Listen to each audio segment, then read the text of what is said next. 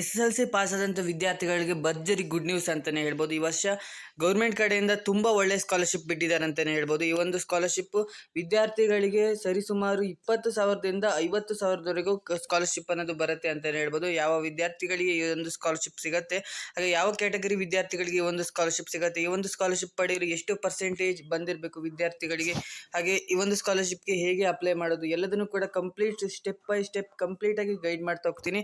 ಅದಕ್ಕಿಂತ ಮುಂಚೆ ನೀವೇನಾದರೂ ಫಸ್ಟ್ ಟೈಮ್ ನಮ್ಮೊಂದು ಯೂಟ್ಯೂಬ್ ಚಾನಲ್ ನೋಡ್ತಿದ್ರೆ ವಿಡಿಯೋಗೊಂದು ಲೈಕ್ ಕೊಡಿ, ಹಾಗೆ ಚಾನಲ್ನ ಸಬ್ಸ್ಕ್ರೈಬ್ ಮಾಡ್ಕೊಂಡಿಲ್ಲ ಅಂದರೆ ಸಬ್ಸ್ಕ್ರೈಬ್ ಮಾಡಿಕೊಂಡು ವಿಡಿಯೋನ ಶುರು ಮಾಡೋಣ.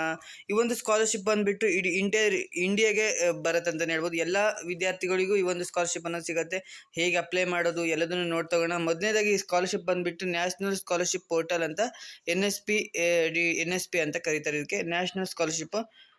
ಇದು ಇಂಡಿಯಾಕ್ಕೆ ಕರ್ನಾಟಕ ಮಾತ್ರ ಸೀಮಿತವಾಗಿಲ್ಲ, ಇದು ಇಂಡಿಯಾಕ್ಕೂ ಎಲ್ಲ ಕಡೆಗೂ ಈ ಒಂದು ಸ್ಕಾಲರ್ಶಿಪ್ ಅನ್ನೋದು ಸಿಗುತ್ತೆ ಅಂತ ಹೇಳ್ಬೋದು ಎಲ್ಲ ವಿದ್ಯಾರ್ಥಿಗಳಿಗೂ. ಸೊ ಇದಕ್ಕೆ ಎಲಿಜಿಬಿಲಿಟಿ ಏನೇನು ಇರಬೇಕು, SSLC ಸ್ಟೂಡೆಂಟ್ ಆಗಿರಬೇಕು, SSLC 10th ಪಾಸ್ ಆಗಿರಬೇಕು, ಇಲ್ಲ ಫಸ್ಟ್ ಅಟೆಂಪ್ಟಲ್ಲಿ ಪಾಸ್ ಆಗಿದ್ದಂಥ ವಿದ್ಯಾರ್ಥಿಗಳಿಗೆ ಸ್ವಲ್ಪ ಜಾಸ್ತಿ ಅಮೌಂಟ್ ಅನ್ನೋದು ಸ್ಕಾಲರ್ಶಿಪ್ ಅನ್ನೋದು ಬರುತ್ತೆ.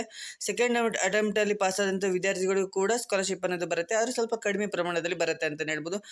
ನೀವು 10th ಪಾಸ್ ಆದಾದಮೇಲೆ PU ಅಥವಾ ಡಿಪ್ಲೊಮೊ ITA ಯಾವುದಕ್ಕೆ ಜಾಯಿನ್ ಆದರೂ ಆಗುತ್ತೆ, ಈ ಒಂದು ಸ್ಕಾಲರ್ಶಿಪ್ಗೆ ಅಪ್ಲೈ ಮಾಡ್ಬೋದು. ಕನಿಷ್ಠ ಅಂಕಗಳು 50% ನಿಮಗೆ ಬಂದಿದೆ ಅಂದರೆ ನೀವು 100% ಇದಕ್ಕೆ ಅಪ್ಲೈ ಮಾಡ್ಬೋದು. ನಿಮಗೆ 50%ಗಿಂತ ಕಡಿಮೆ ಬಂದರೂ ಕೂಡ ಅಪ್ಲೈ ಮಾಡ್ಬೋದು, ಆದರೆ ನಿಮಗೆ ಇದರಲ್ಲಿ ಅಮೌಂಟ್ ಅನ್ನೋದು ಕಡಿಮೆ ರೆಡ್ಯೂಸ್ ಆಗ್ತಾ ಬರುತ್ತೆ, ಕಡಿಮೆ ಸಿಗುತ್ತೆ ಅಂತಲೇ ಹೇಳ್ಬೋದು. ವಾರ್ಷಿಕ ಕುಟುಂಬದ ಆದಾಯ ಅಂದರೆ ನಿಮ್ಮ ಆದಾಯ ಎಷ್ಟಿರಬೇಕಂದ್ರೆ ನಿಮ್ಮ ಕುಟುಂಬದವ್ರದ್ದು 2 ಲಕ್ಷದಿಂದ 8 ಲಕ್ಷದ ಒಳಗಡೆ ಇದ್ದರೆ ಮಾತ್ರ ಈ ಒಂದು ಸ್ಕಾಲರ್ಶಿಪ್ಗೆ ಅಪ್ಲೈ ಮಾಡೋಕ್ಕಾಗುತ್ತೆ, ಇಲ್ಲಾಂದರೆ ಖಂಡಿತವಾಗ್ಲೂ ಅಪ್ಲೈ ಮಾಡೋಕ್ಕಾಗಲ್ಲ.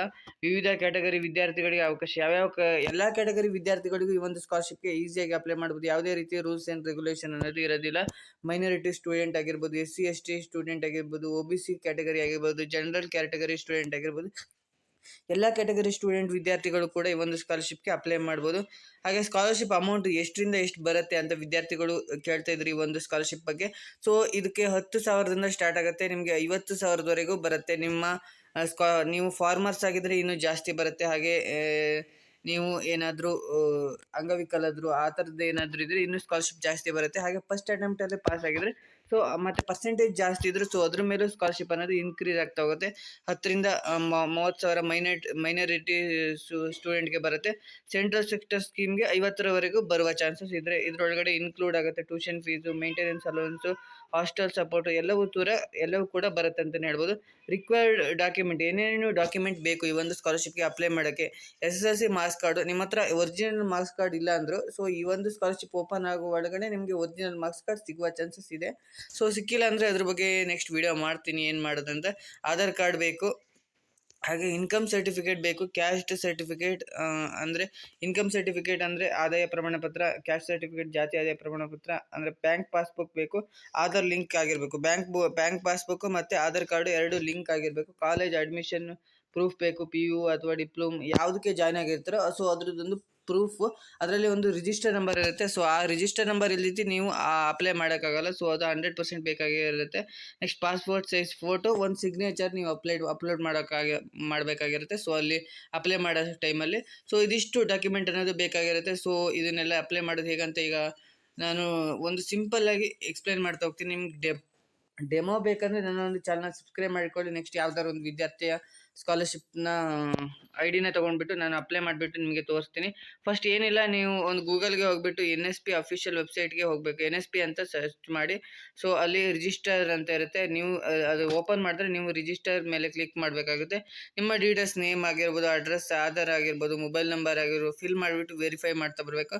ಆಮೇಲೆ ಲಾಗಿನ್ ಮಾಡಬೇಕು, ID ಮತ್ತು ಪಾಸ್ವರ್ಡ್ನ ಹಾಕ್ಬಿಟ್ಟು ಆ ID ಮತ್ತು ಪಾಸ್ವರ್ಡ್ನ ನೀವು ನೆನ್ಪಿಟ್ಕೋಬೇಕಾಗಿರುತ್ತೆ. ಅಂದರೆ ನೀವು PUಗೆ ಜಾಯ್ನ್ ಆದರೆ 2 ವರ್ಷನೂ ಅಪ್ಲೈ ಮಾಡಬೇಕಾಗಿರುತ್ತೆ. ಸೊ 2 ವರ್ಷನೂ ಅಪ್ಲೈ ಮಾಡಿದ್ರೆ ನಿಮಗೆ ಮಿನಿಮಮ್ ಅಂದರೆ 20-30 ಸಾವಿರ ಅಂದು ಬಂದೇ ಬರುತ್ತೆ ಒಂದು ಸ್ಕಾಲರ್ಶಿಪ್ಪಿಂದ.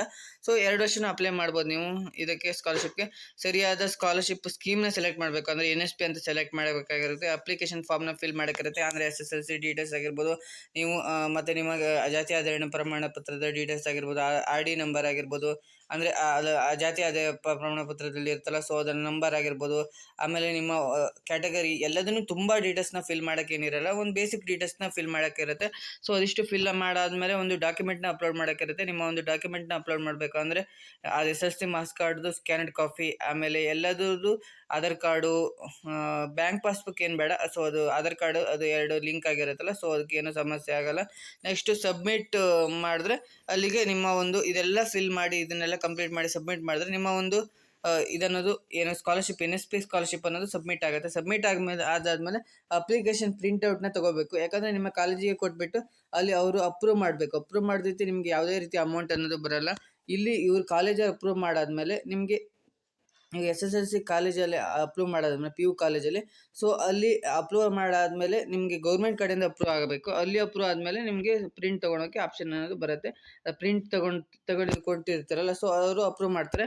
ಸೊ ಅಪ್ರೂವ್ ಮಾಡಾದಮೇಲೆ ನಿಮ್ಮ ಬ್ಯಾಂಕಿಗೆ ಅಮೌಂಟ್ ಅನ್ನೋದು 1 ವಾರ ಅಥವಾ 2 ವಾರದಲ್ಲಿ ಅಮೌಂಟ್ ಅನ್ನೋದು ನಿಮ್ಮ ಬ್ಯಾಂಕಿಗೆ ಬರುತ್ತೆ. ಆದರೆ ಈ ಒಂದು ಸ್ಕಾಲರ್ಶಿಪ್ ಇನ್ನೂ ಕೂಡ ಓಪನ್ ಆಗಿಲ್ಲ. ಇನ್ನು ಈ ಒಂದು ಸ್ಕಾಲರ್ಶಿಪ್ ಬಂದುಬಿಟ್ಟು ಮೇ ಬಿ ಆಗಸ್ಟ್ಗೆ ಅದು ಓಪನ್ ಆಗುತ್ತೆ. ಆಗಸ್ಟಿಂದ ಒಂದು 4-5 ತಿಂಗಳು ಅವಕಾಶ ಇರುತ್ತೆ.